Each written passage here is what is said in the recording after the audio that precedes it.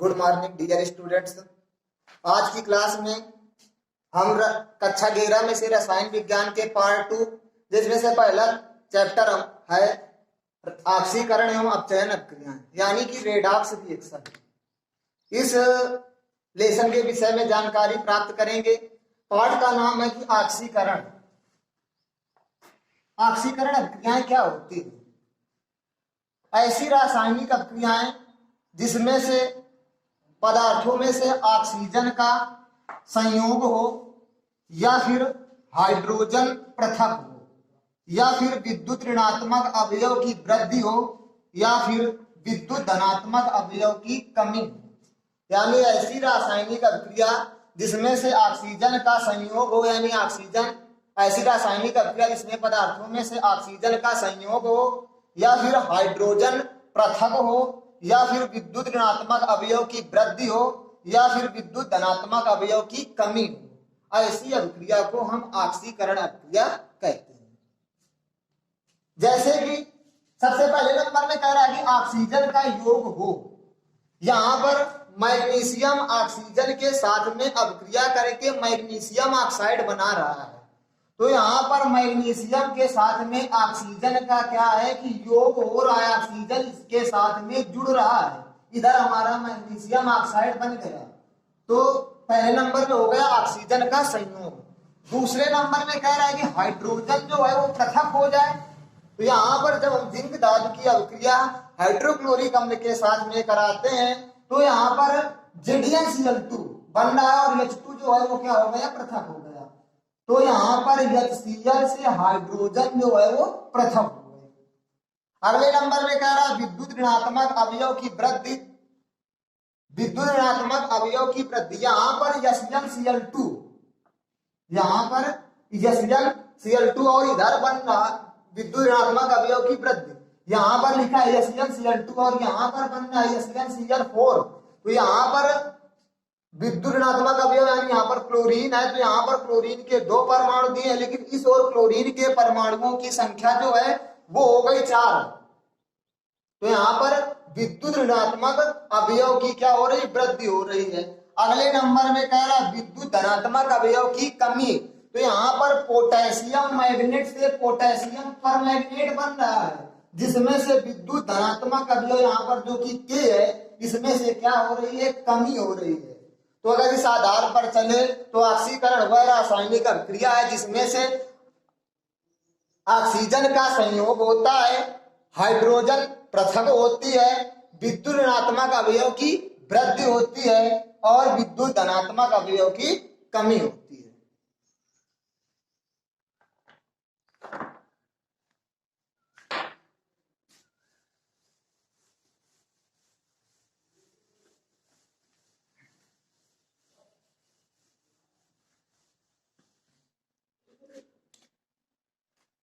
अगले नंबर में आते हैं ऑक्सीकरण और संयोजकता में संबंध।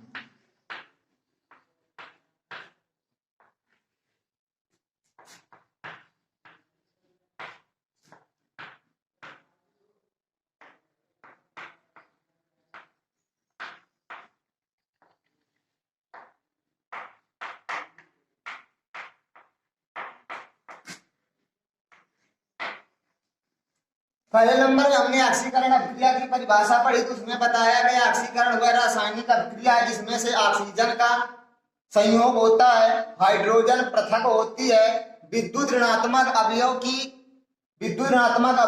वृद्धि होती है या फिर विद्युत धनात्मक अवयव की कमी होती है। ऐसी अभिक्रिया को हम ऑक्सीकरण अभिक्रिया कहते हैं।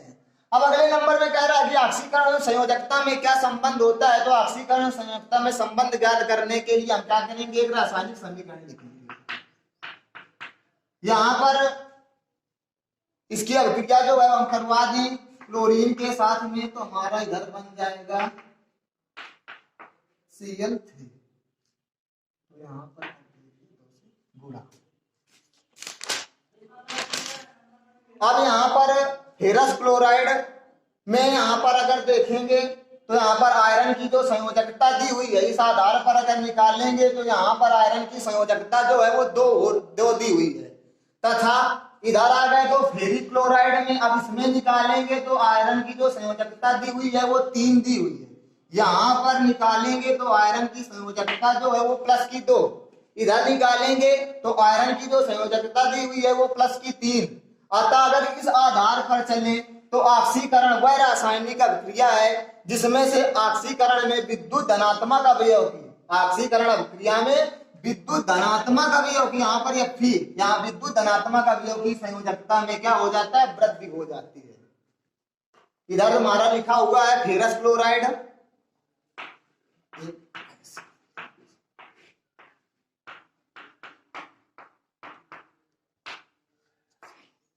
बन रहा है इधर पे फेरिक क्लोराइड। अब इस आधार पर अगर यहाँ पर आयरन की संयोजकता निकालें तो यहाँ पर, क्योंकि यहाँ पर -2, यहाँ पर क्लोरीन की जो संयोजकता होती है वो -1 होती है, क्लोरीन के परमाणुओं की संख्या 2, तो इस आधार पर यहाँ पर आयरन की जो संयोजकता निकालेंगे वो हो गई +2। यहाँ पर निकालेंगे तो चूंकि यहाँ पर आयरन के साथ में क्लोरीन के 3 परमाणु जुड़े हुए हैं, इस आधार पर यहाँ पर आयरन की जो संयोजकता है वो हो गई +3। और अभिक्रिया जो है वो हमारी ऑक्सीकरण अभिक्रिया है, तो कह रहा ऑक्सीकरण और संयोजकता में संबंध, तो ऑक्सीकरण संयोजकता में जब संबंध निकालेंगे तो यहाँ पर ऑक्सीकरण अभिक्रिया में विद्युत धनात्मक अवयव की संयोजकता में क्या होता है, वृद्धि हो जाती है। और ऑक्सीकरण अभिक्रिया को उपचयन अभिक्रिया भी कहते हैं। ऑक्सीकरण अभिक्रिया को कभी कभी लिखा जाता है उपचयन अभिक्रिया भी कहते हैं। अगले नंबर में आइए,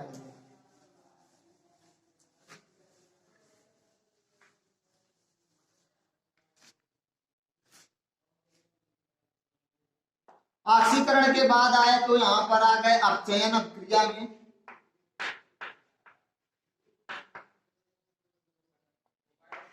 तो अपचयन अभिक्रिया में जब हमने ऑक्सीकरण अभिक्रिया निकाली तो उसमें बताया कि ऑक्सीजन का संयोग होता है और हाइड्रोजन जो है वो पृथक हो जाए, इसमें इसका विपरीत हो जाएगा। यहां पर क्या हो जाएगा, हाइड्रोजन का संयोग होता है।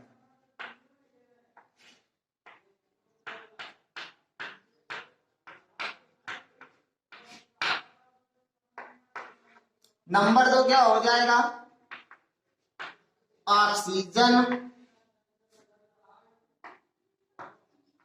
पृथक हो जाती है। नंबर 3 में निकालेंगे तो विद्युत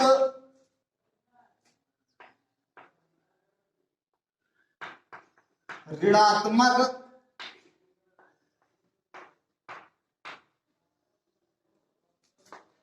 अवयव में कमी। और नंबर 4 में क्या हो जाएगा, विद्युत धनात्मक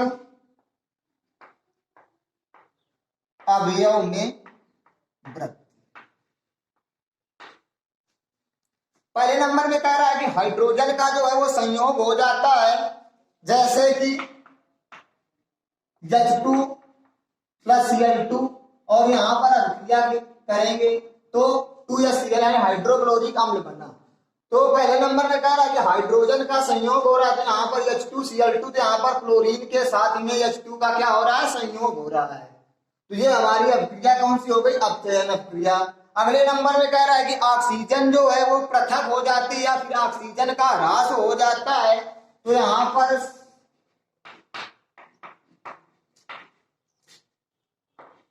अभिक्रिया करेंगे तो बन जाएगा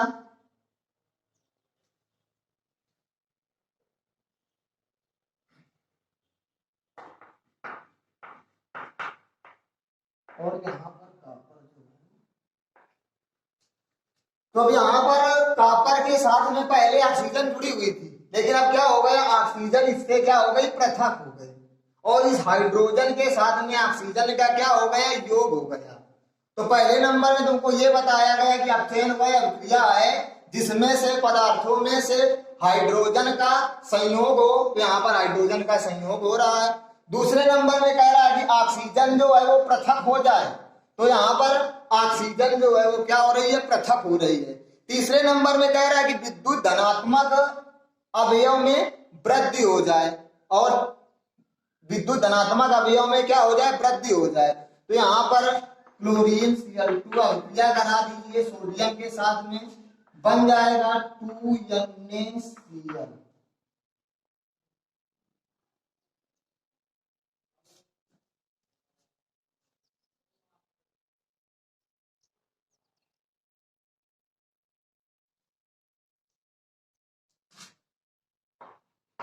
यहाँ पर विद्युत धनात्मक अवयव में क्या हो रही है, वृद्धि हो रही है। अगले नंबर में कह रहा है कि विद्युत ऋणात्मक अवयव की कमी। अब यहाँ पर अभिक्रिया जो है वो करा दे H2S के साथ में। जब यहाँ पर H2S के साथ में अभिक्रिया करा देते हैं तो बन जाएगा FeCl2।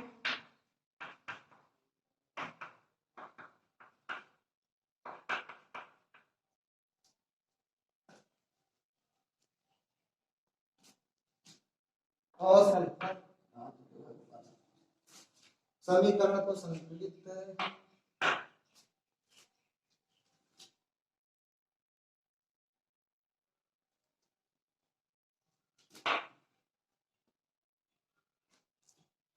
एक बार पुनः देख लीजिएगा। अपचयन वह अभिक्रिया है, अपचयन वह अभिक्रिया है जिनमें से पदार्थों यानी तत्वों व यौगिकों में से हाइड्रोजन का संयोग होता है, ऑक्सीजन का ह्रास होता है, या ऑक्सीजन जो है वो पृथक हो जाती है। तीसरे नंबर में विद्युत ऋणात्मक अवयव में कमी हो जाती है, या फिर विद्युत धनात्मक अवयव में वृद्धि हो जाती है। अगले नंबर में आ रहे हैं कि अपचयन एवं संयोजकता में संबंध क्या होता है।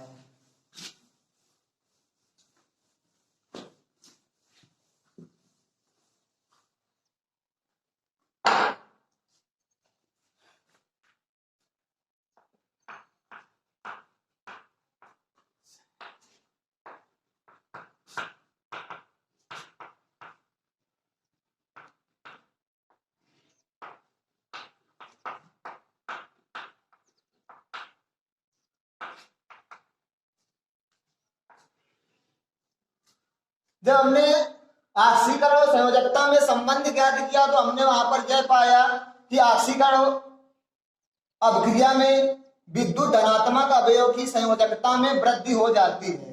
तो अपचयन व संयोजकता में जब संबंध ज्ञात करेंगे तो यहाँ पर हो जाएगा कि अपचयन वह रासायनिक अभिक्रिया है जिसमें विद्युत धनात्मक अवयव की संयोजकता में कमी हो जाती है। अभी एक एग्जाम्पल लिखा गया था पीछे।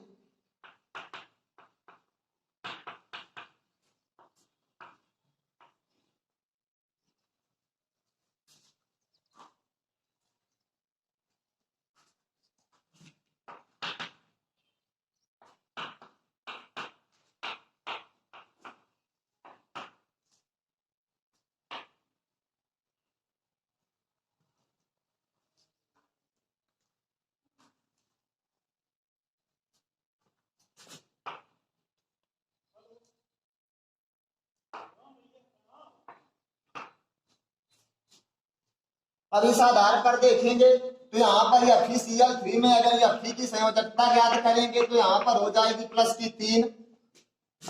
FeCl2 में अगर Fe यानी आयरन की संयोजकता ज्ञात करेंगे तो यहाँ पर आयरन की जो संयोजकता होगी वो हो जाएगी प्लस की 2।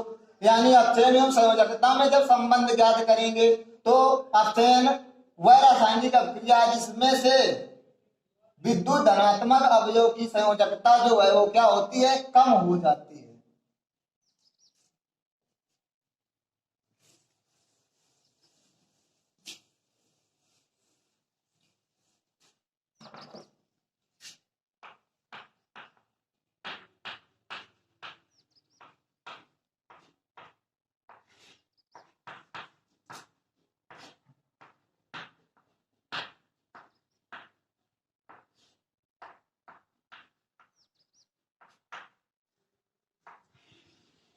अगले नंबर में है ऑक्सीकरण एवं अपचयन अभिक्रिया।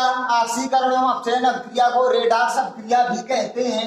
तो ऐसी रासायनिक अभिक्रिया जिसमें से ऑक्सीकरण एवं अपचयन अभिक्रियाएं ऐसी रासायनिक अभिक्रिया जिसमें से ऑक्सीकरण एवं अपचयन अभिक्रियाएं साथ साथ होती है, ऐसी अभिक्रिया को हम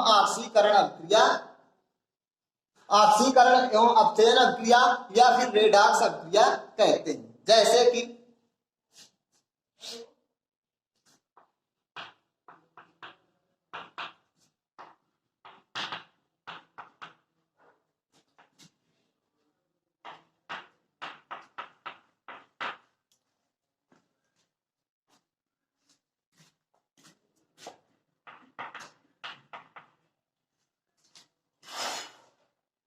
ऑक्सीकरण एवं अपचयन अभिक्रिया ज्ञात करने के लिए क्या होता है कि ऑक्सीकरण एवं अपचयन अभिक्रिया इसमें से दो अर्ध अभिक्रियाएं होती हैं। एक अर्ध अभिक्रिया जो होती है वो ऑक्सीकरण, एक अर्ध अभिक्रिया को ऑक्सीकरण अर्ध अभिक्रिया कहते हैं और दूसरी अर्ध अभिक्रिया को अपचयन अर्ध अभिक्रिया कहते हैं।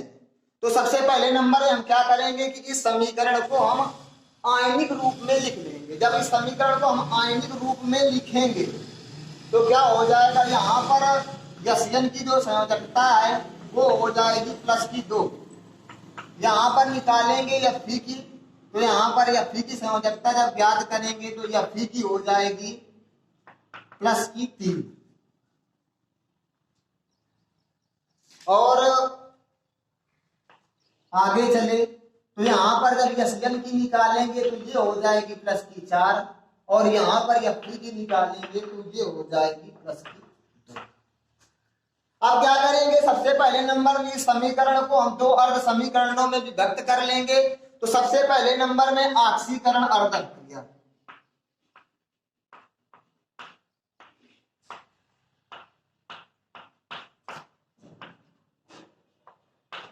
और दूसरे नंबर में कौन सी लिखेंगे, अपचयन अर्ध अभिक्रिया।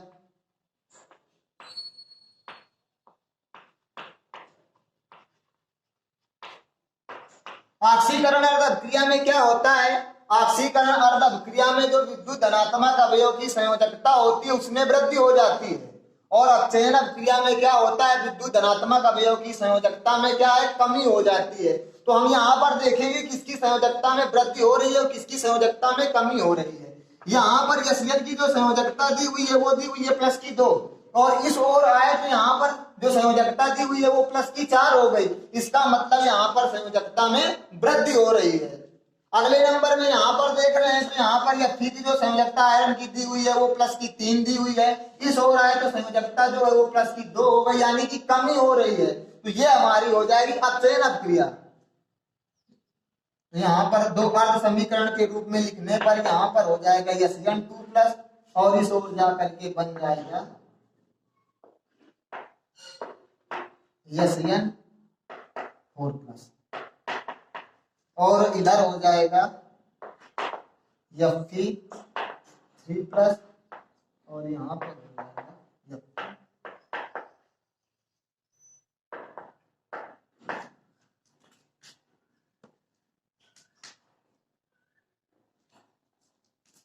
तो ऑक्सीकरण एवं अपचयन अभिक्रिया एक बार पुनः देख लीजिए। ऑक्सीकरण एवं अपचयन वह अभिक्रिया है जिसमें से ऑक्सीकरण एवं अपचयन अभिक्रियाएं साथ साथ होती है, ऐसी अभिक्रिया को हम ऑक्सीकरण एवं अपचयन अभिक्रिया कहते हैं। आज की क्लास में इतना ही। क्रमशः इस लेसन का अगला वीडियो कल फिर से प्रसारित किया जाएगा।